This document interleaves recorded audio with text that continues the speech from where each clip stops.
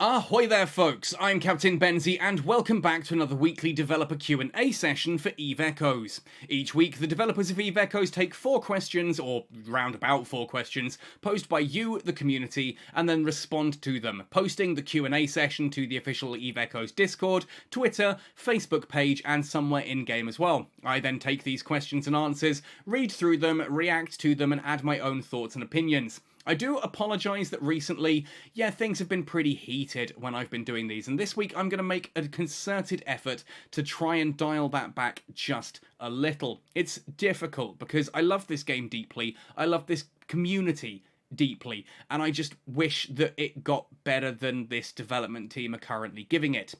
On the subject of getting better than it currently is, or getting what it deserves to actually have at least, I do want to address something very briefly. Now, today, or at least today at the point of me recording this, the Eve Echoes team have put out a content creator video for the 3rd anniversary of the game, which includes a set of short videos recorded by myself and several other of the content creators wishing the game and its community a happy 3-year anniversary. You'll notice that most of those content creators are wishing the game and community, not the development team, a happy 3 years, because most of us are pretty unhappy with the state of the way the game's going. And unfortunately, this also had one massive oversight in regards to me that I do need to address quickly. I'll put it on screen right now and see if you can already spot the issue. If you look on the left-hand side, you'll see the name that they've used. Now, my name is Captain Benzie, not Beneze. Now, even if they'd put Benzie, that would be wrong, let alone Beneze. It is Captain Benzie, and that is branding for me, right? This isn't something that I just do from my bedroom for the sheer giggles of it. This is my job. This is my business. This is what pays the bills for me. So for misrepresentation of branding like this, that's already pretty bad for a company, especially the 4th largest gaming company in the world and the 2nd largest in China, to have such an oversight. Add on to this that I have been supporting and working alongside NetEase for 4 years now. 3 years of the game, plus an entire year of closed alpha, open beta, final test, etc. So the fact that this is the care and attention that they can give to one of their longest signed and authorized partners. Remember, I am an official Eve Echoes content creator. I have a signed contract with NetEase. So the fact that they can't even spell my name right is deeply insulting to me. It's also actually slightly worrying from a legal perspective because they are now misrepresenting my branding in a public product. Naturally, I've had a few aggressive words at this, and I know some people have already turned around and said, oh, you're probably overreacting, Benzie. It's like, no, I'm not. This is my business, this is my livelihood, and you need to represent that properly. I am a registered partner. Now imagine you go to Formula 1 or any sporting event and the sponsorship banners are around and those had a spelling mistake on them for one of the branding partners. Those partners aren't going to be happy, and that's basically what's happened here. I gave an endorsement to a product and they have misrepresented me and my brand. That's the kind of care and attention this development team have for this game and its community. So do bear that in mind as we go forward into this week's developer Q&A for the week of the 18th to the 21st of August. We're of course now pretty much in September. I'm very excited. EVE Online Fan Fest is later this month. Pretty exciting times. Let's have a look at the questions for this week's Dev Q&A. Question number 1 then. Have you considered implementing an inventory search that searches all stations and ship contents? I know I have a Gravedigger relic analyzer on some ship somewhere, but I can't seem to find it. This question has been in the dev Q&As as far as I can tell. I don't have an eidetic memory, but it's got a pretty good one when it comes to the dev Q&As. This question's been asked 4, maybe 5 times at this point, and I'm getting kind of sick and tired of the devs keep responding to it. Like, just do it. You keep saying, oh yeah, this is something we'll look into. Either do it, tell us that you're not going to do it, or at least stop fielding the same bloody question. We get a number of dev Q&A slots each week. Filling one up with the same crap over and over again is getting tiring. Because Yeah, it's not the community's fault. I've gone on to this before that, like, oh, these questions are brown nosing or whatever, but as some people have pointed out, it's not technically the community's fault. People are asking good questions. It's the questions the developers select that matters, and I'm getting tired of the developers selecting the same bullshit over and over again. So what do they have to say this time? Paulin, wheeled out of the water closet, says, "Thanks for the suggestion. We think it's a great idea and we'll add it to our list of improvements. However, we might need to check on the performance issues before implementing it because our asset list takes quite a while to load." Which it does. And you'd think that maybe going into the coding and actually stripping that down and getting that to work a bit better might be something that they'd have prioritised 3 years ago. But here we are in now the 4th year of Eve Echoes, and it's still the same situation, to the point you've answered this question, as I said, 4 or 5 times now. Interestingly enough, though, the question has gone from what were previously along the lines of, no, it's going to take too long, it's too much of an issue, we're not going to do it, to now actually, yeah, it's a great idea. So do it. Stop saying you're going to do it and actually do it. If you've answered this question 4, maybe 5 times now, it's clearly a feature that people are freaking after. So stop farting around and get it done. This is your game. Make it better, NetEase. Question number 2. Heyo! Defending structures involves a lot of loss. Yes, as Eve should. Especially if your alliance consists of players with differing time zones. Fair point. Although we can grant other permissions for player-owned stations, it's impossible to use the control function for allies. Could some improvements be made here? It would be fun if the station owner could designate 2 other people capable of using the control features, so defense of the community would still be possible during downtime of the owner. Okay, before I look at Paulin's absolute asinine response here, I have not read it, but I'm just assuming it's asinine because it's Paulin. And that's usually what happens when, bless him, he gets let out of whatever broom closet he's been hiding in for the previous couple of months. Essentially, the idea, if I get this, is that you don't like losing stuff in Eve, which, okay, I kind of get it. This is a game about loss and consequence, supposedly, not that Echoes lives up to that, but there we go. I kind of get that losing it because you can't muster a proper fleet just because you don't have enough people online can really suck. And yeah, the idea that having different people being able to control a station, perhaps. I can see that, yeah, that should be fairly easy to implement. It's basically just extending, like, your permissions. I don't see that as being too much of a difficulty for a company that cares about its game, but that therein lies the inherent issue. So there is a part of me, though, that kind of goes, really, wouldn't you rather that person was in a ship defending it? Because, let's be honest, it's not like the stations do all that much themselves. Like, if that person could be in a ship, he's probably going to add a lot more to the battlefield than if he's sitting behind the controls of the station itself with a couple of Upwell missile launchers. I don't know, but let's see the response. Hey there, we totally get how frustrating it can be to defend the community. Yeah, I know, I've been doing it for 3 years now and the devs haven't been listening. Especially if your alliance has members in different time zones, something that obviously the Chinese server doesn't really have to worry about.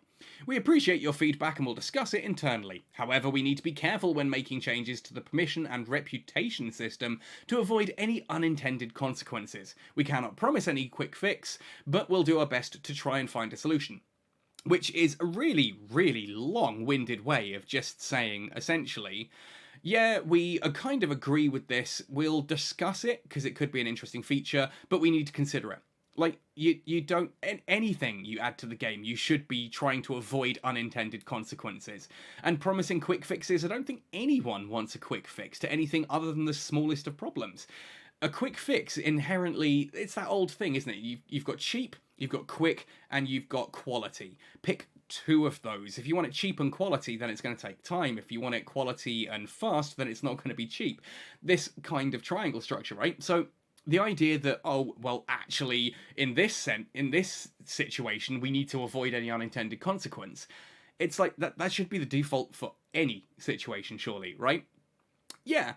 I don't think this is necessary. I personally feel like if you are going to be defending a citadel, it's better to do it from a ship than from the citadel, but equally, it wouldn't hurt to do it. What unintended consequences can you have here, really? Just develop it so that you can hand off those positions to anyone with the authority to dock, or you can just have a list of names of people who can do it. It's not difficult. Is it? Like, again, I'm not a computer programmer. I've dabbled over the years. I've worked in numerous programming languages. I've worked alongside numerous development teams right now, and this doesn't seem like a particularly complex issue to solve. This is NetEase, though, so we'll have to see. Question number 3. In EVE Online, there is a reputation with the faction which affects certain gameplay mechanics. Will we get reputation added to EVE Echoes and benefits with it, like lower NPC trade hub tax, etc.?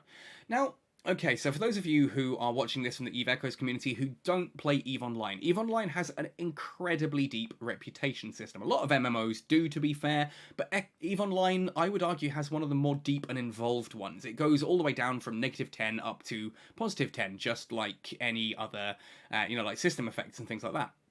And essentially, it doesn't work on whole numbers, but it works on various different fractions. Like, you might get 0.08 increase to a faction or drop and things like that. And there are different boundaries that affect how the world around you works. So you can actually get positive standings with things like the Guristas Pirates or the Angel Cartel by running missions for them. That then means if you fly out into Angel Cartel space and you go up, you find a system that's got a load of rats sitting in a belt, or that, those rats won't attack you anymore because you are now at positive standings with the faction. There are certain things like if you go into Pochven, which is Troglavian space, is something we don't have in Echoes at all. There are 2 factions there, Edencom and the Troglavian Collective, and again, by having positive standings with those, you can navigate the game much easier. If you have negative standings with either the Troglavian Collective or Edencom, then Pochven can be an incredibly hostile place, and there are certain systems in New Eden that have been taken over by either Edencom or Troglavian that, again, can be difficult because you have rats on the gates, and some of those will warp around to planets and bases and stations and things like that as well, and they will attack players who have negative standings with them. So that's a really cool mechanic. Of course, this does also apply to the 4 main empires and other factions like the Servant Sisters of Eve, Mordu's Legion, this kind of thing. But, for example, if you're doing faction warfare for the Gallente Federation, you're going up against the Caldari state, so your Gallente Federation standings increase and your Caldari drops. Same with Amar and Minmatar.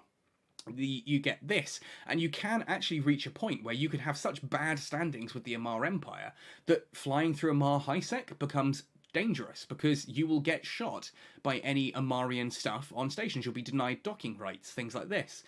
It is a really cool system. It also means that as your standings increase, so say you're with the Minmatar Republic going up against the Amar Empire, as your Minmatar standings increase, you may find that the agents there actually offer you better missions. In fact, when you start the game, you can only do L1 missions. After a short period, you'll be able to do L2 missions, which are slightly harder, require bigger ships, L3s, L4s, even up to L5s. These are harder missions that require different ships, but give differing rewards accordingly. And this is all based on a factional reputation system, which is genius. It's a really good system, and it adds so much to the game by actually meaning that, your actions do affect the game around you. Consequences, again, right? It's an EVE thing. What does Paulin say? Hey, thanks for your feedback. We totally get that it would be cool to have the faction reputation mechanic. Yes, it would. But to introduce this, we need to design a system that involves PvE gameplay. Oh, yeah, there's your problem. Asking NetEase to design actual meaningful PvE gameplay is difficult. Reputation rules and storyline contents. The design of the faction reputation system is quite extensive, and we'll be not making it for the time being due to the large amount of design content required. In short, we're still going for the low-hanging fruit now. Rather than, fix the game and add a system like this that would make PvE actually a little bit more interesting, nah, mate, we're just going to keep working on the AI core. Why fix a broken system when we can just get you to pay to ignore that broken system? Right? Why would we fix something that's broken when you can just pay us to ignore it? That way we get the money and you get to ignore the crap in our game. Everyone's a winner, right? No, they win, you lose, because, yeah. When someone in game development tells you that, oh no, it's going to be a lot of work. Like, imagine, for a second, you own any business. You could be a restaurateur, you could be a window cleaner, for all it matters. You could be the guy who owns a window cleaning company, and you've got a couple of guys who work with you, who work for you, rather. And one of them turns around and says, you say, oh, we've just been given this really cool job. There's a mansion down the street. They've got like 50 windows. Because we charge per window, it's going to be a really lucrative job. Dave, why don't you go and check that one out? I'll get you to do that. And Dave just goes, You know what, boss? I'm not going to do that for the time being due to the large amount of work required. He'd lose his job. It's not about the amount of work required, it's about input and output. It's about doing something that makes a difference. If you do big things and they make big differences, then that's awesome, right? The issue is when you do big things and they make no fucking difference at all, like corporations clash, for example. That's where you get issues. Their goddamn job as developers is to come up with interesting and exciting ways to engage us, the players. And they're sitting there saying, too much work, mate. Can't do it. They're like British builders. It's the good old couldn't shift it, couldn't even lift it. We were getting nowhere. Yeah, no. What's the point? If you can't deal with hard work to make your game good, then fuck off and let someone else take over who can. Obviously not going to happen because it's raking in the money for NetEase right now, but that's where we're at. There it is in black and white. We could do this really cool thing that would fix the game for a lot of people, probably bring a lot of older players back to the game. We're not going to do it because it's too much effort.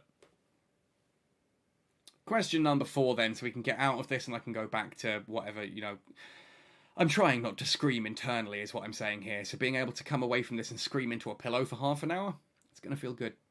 Hello developers, I'm a PvP oriented player and a fleet commander. Pause for a second. PvP oriented player. Thank you. Thank you so much. Whoever wrote this, if you're watching this, you have immediately earned 50 brownie points with me. In fact, I'm going to give you a reputation increase in the reputation of Captain Benzie for using the word oriented. Orientated is not a real word. You don't orientate something, you orient it. So oriented is the past participle of that. And I know it's a real pet peeve. I don't really care if you say orientated, but thank you. Chef's kiss moment there. Oriented. And a fleet commander in one of the largest alliances of New Eden. All right, we don't need to jerk ourselves off here. And I want to ask you a question about those Ewar ships. I've been asked this a lot. I have put videos out about this, but let's see where we go. Arbitrator Ewar, Bellicose Ewar, etc. They spawn in anomalies and their stats can be seen through skins in the market. But when do they come out? Because they have interesting attributes, long-range webs for the Bellicose and long-range neutralizers for the Arby, they can be used for fleet battles. And they can also make small-scale PvP more diverse and deeper. Thank you for answering a question. Yes, so if you are flying, I think it's Tech 4 and Tech 6, might be Tech 6 and Tech 8, there are the 4 Ewar frigates, which is to say the Vigil, the Crucifier, the Maulus, and the Griffin. Those appear not just as their Tech 1 versions, like the Griffin, the Maulus and that, but as a Maulus Ewar, Griffin, Ewar. Same with the Arbitrator, the Blackbird, the Bellicose, and the Celestis. And as much as I hate the fact that I'm saying, hey, let's add another Celestis, because it is the ugliest ship in New Eden by a long stretch, they are in-game.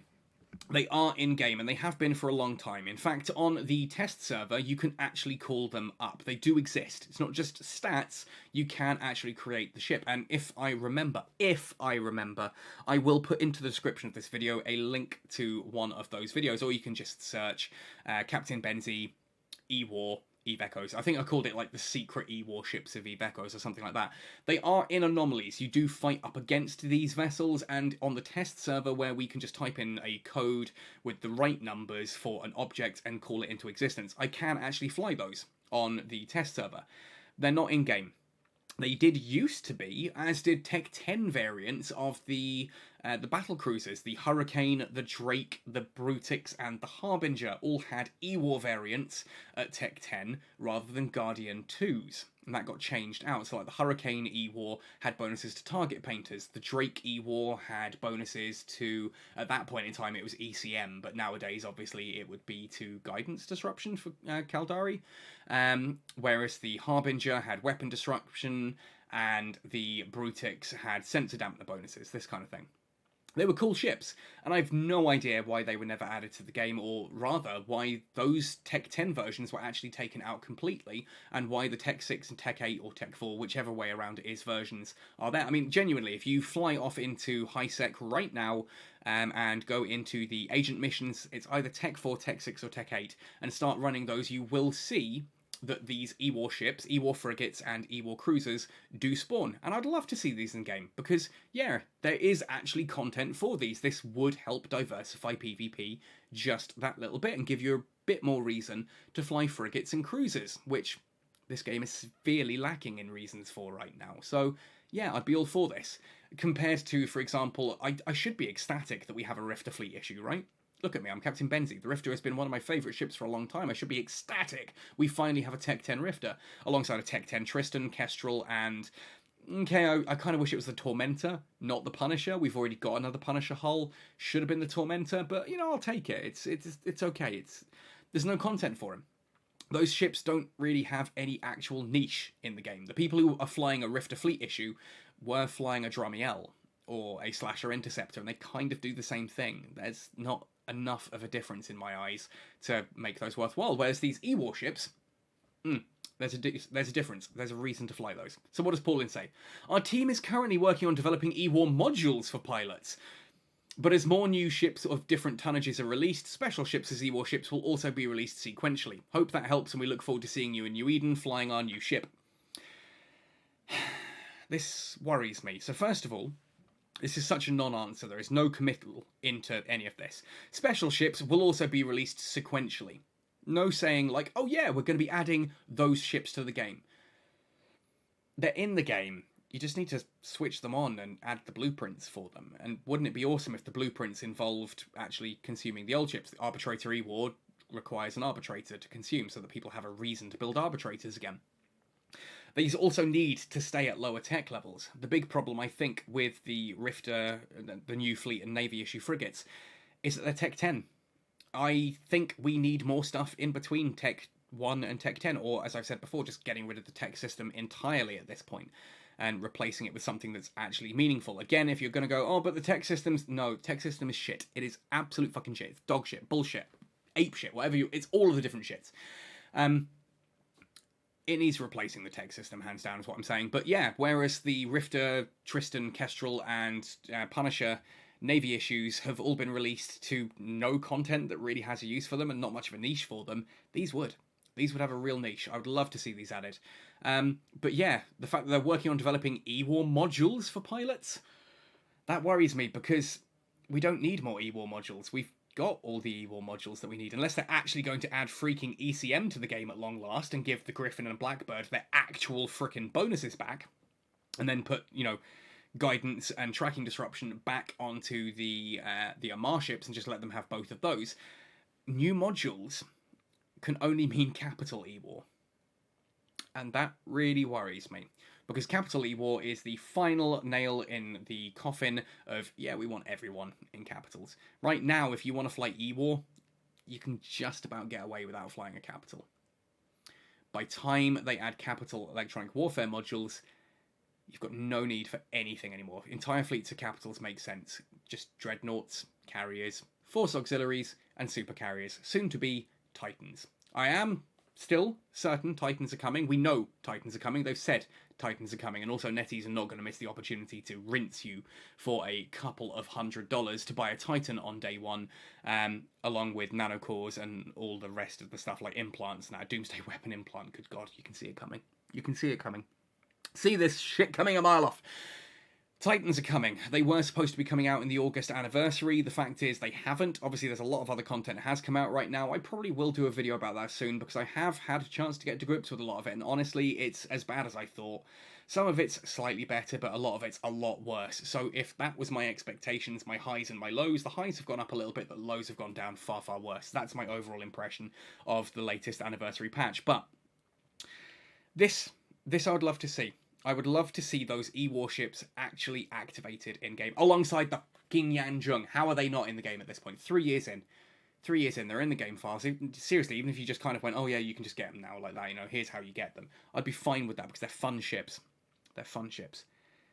But this game's broken, right? It's like adding all of this stuff. You can add PvP stuff, because PvP does somewhat work, until Corporations Clash gets pushed right to the forefront, and then PvP breaks in half as well.